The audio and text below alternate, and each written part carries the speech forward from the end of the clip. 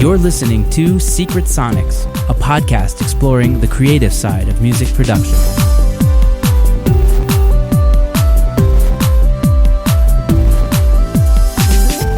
Hello and welcome back to another episode of Secret Sonics. I am your host, Ben Wallach. My guest today is Aryeh Kunstler. Aryeh is an American guitarist, singer, songwriter, producer, and engineer. He's released 2 solo albums and is releasing his comeback single on November 28th of this year, 2019. He operates out of his studio in Cedarhurst, New York called Roar Recording. He also runs a wedding band called Coldplay all around the New York and New Jersey area. I actually know Aryeh for many years. We played bass together in the same band back in the day, maybe like 12 years ago, and he actually sold me some of my first audio recording equipment, and he's a hell of a guitarist and engineer, and it's a pleasure to have him on the show. Welcome to the show, Aryeh. Hey, Ben, how's it going? Thanks for having me. Yeah, for sure, dude. Doing good. How are you? I'm fantastic. I'm good. Had my coffee. I'm ready to go. Amazing. So, Aryeh, tell us a bit about how you got started getting involved in music production. My entire family's musical. My dad had, in the attic, he kind of had one of these like Tascam cassette 4-track machines.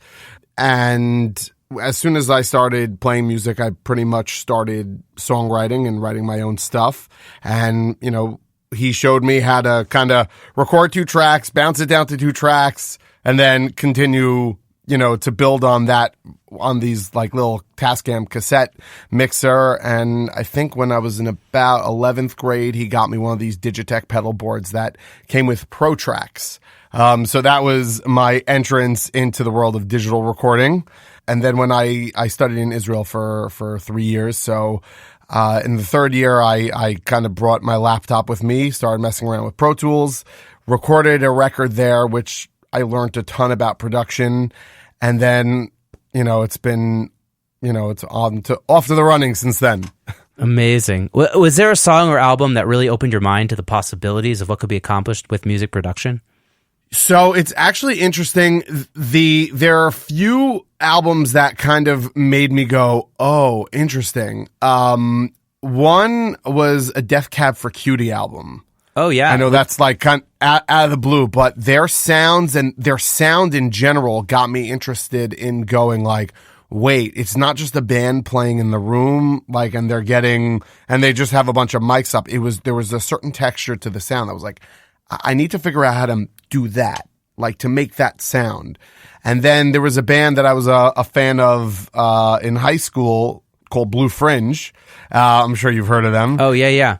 Well known in the Jewish scene. Back when we were in high school. Exactly. And they released a record that was very non-Jewish like theme per se. That's why I really enjoyed it. And I don't remember who it was produced by, but I remember the mixing engineer, Kyle Kelso, who actually I had mixed my second album because of that.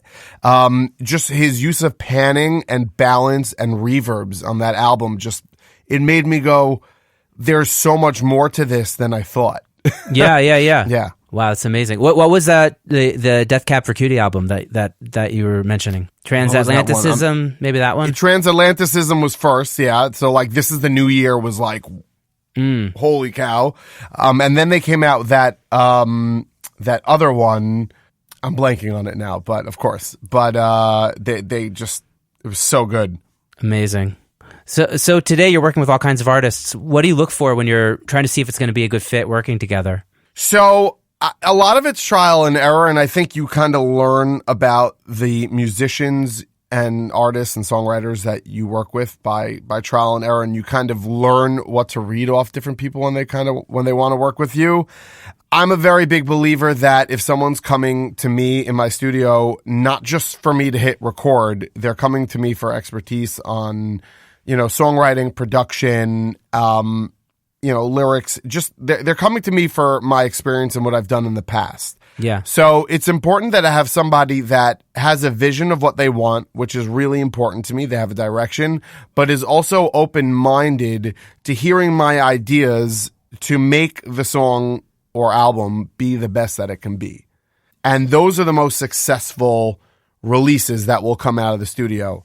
Then you have guys who will come in and they seem very open-minded and they have their vision. And when it kind of comes down to the actual process, it's it's how they envision this song. It's, and I'm guilty of that too sometimes when I'm doing my own stuff with other producers. Like, I get it. And sometimes you have to learn to let go. There's a reason. People are very precious about their own music. Yeah, and there's a reason you're going to other people, though. It's not, the reason songs and productions come out a certain way when you go to certain engineers and producers is because you also let them do their thing.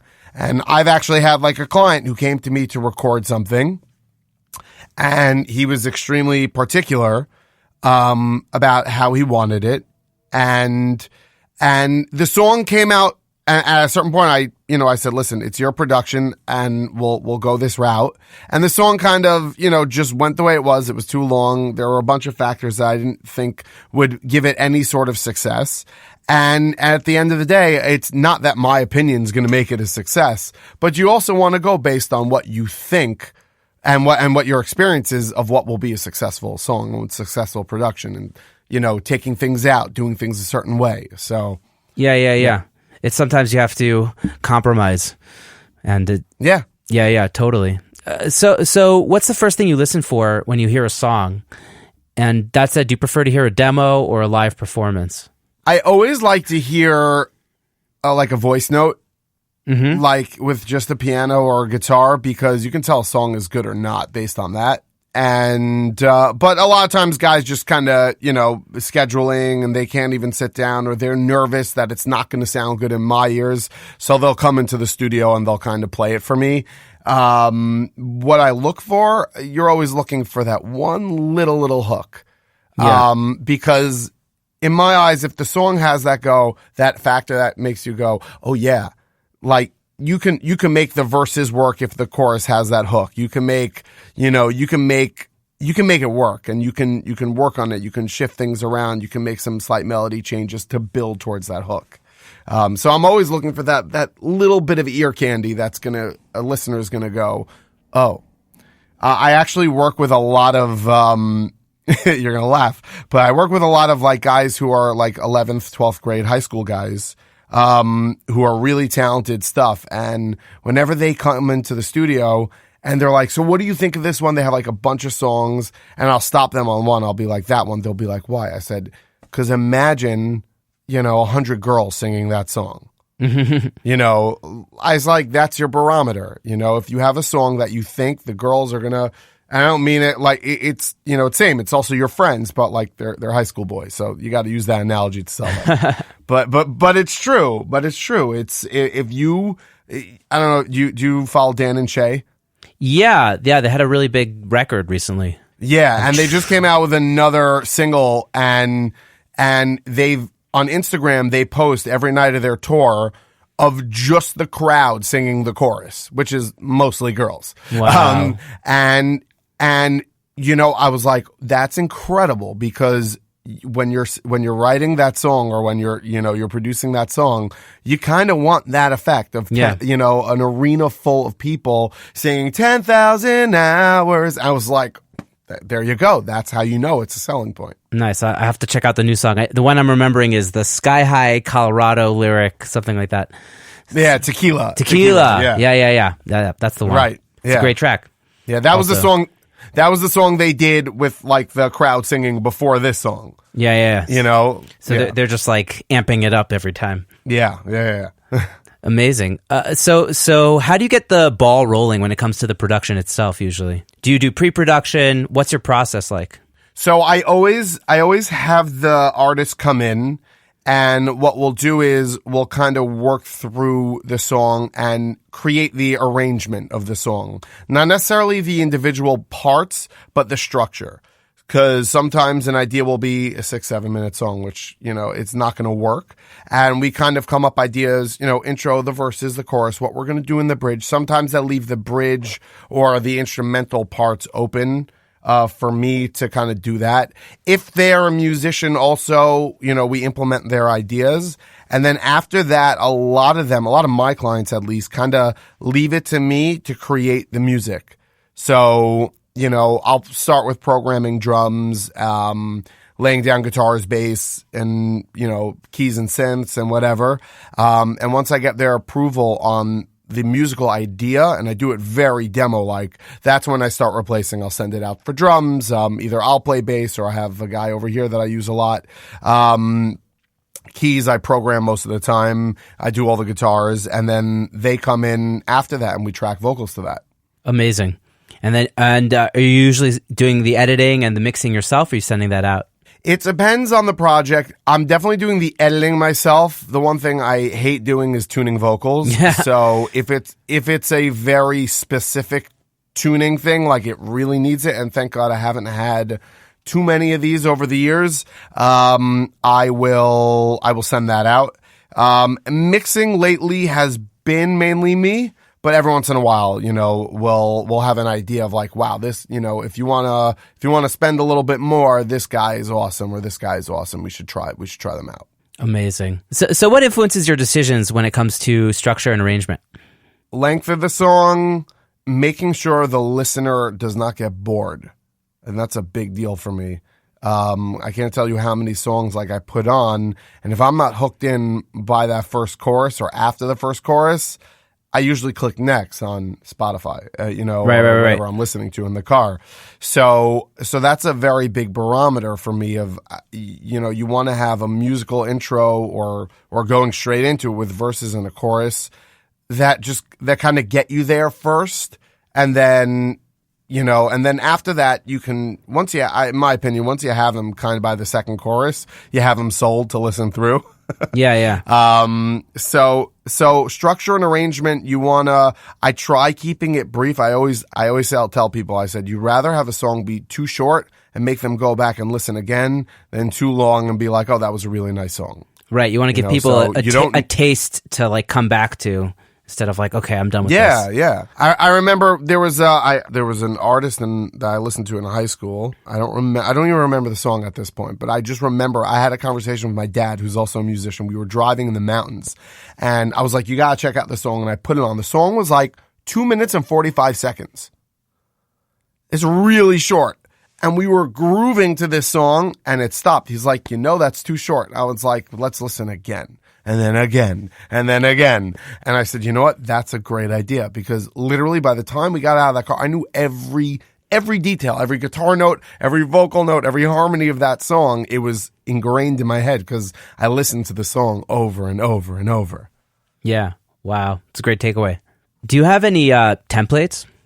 I have like 2-3 kind of templates. One is a demo template for like when I'm starting an arrangement. So it has like all my virtual instruments ready to go with the starting sounds that I usually work with.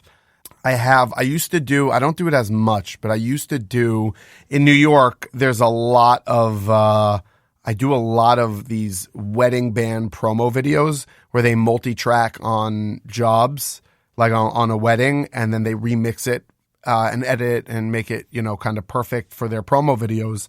So I was doing a ton of mixing and post-production on that type of stuff. Mm-hmm. And that it requires a lot of quick turnaround. So I created a demo template from that where I would literally drag and drop the audio files into the tracks and then kind of work from there. So 9 out of 10 times, like I had a starting mix from the get-go. Wow. And then it came down to automation and obviously like tweaking, because a lot of the musicians were all similar and the same. Obviously, venue changes affect different sounds, but nowadays over here, guys are going DI for most of the time. Guitar tones were the same, bass was the same, drums sometimes I have to sample those out anyway.